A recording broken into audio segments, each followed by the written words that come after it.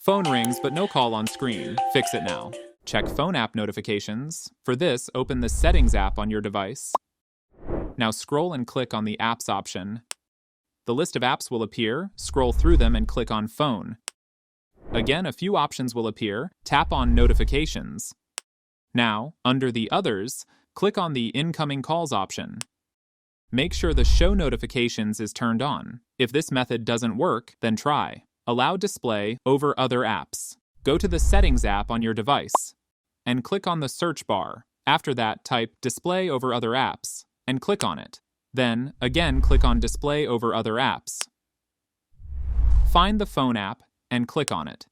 Make sure the option is enabled. If this method doesn't work, then clear phone app cache. In the Settings app, scroll and click on Apps. Now scroll to the phone, then tap on it. Here you will see different options. Click on Storage and Cache. Next, tap on the Clear Cache. This will clear the app cache. If this method doesn't work, then Update App. Finally, open Google Play Store. Next, click on the search bar. Now type Phone by Google and click on it. Here, click on the official app from the results. Make sure the app is updated to the latest version. This method might fix the issue, and that's it. Follow and subscribe for more tech tips.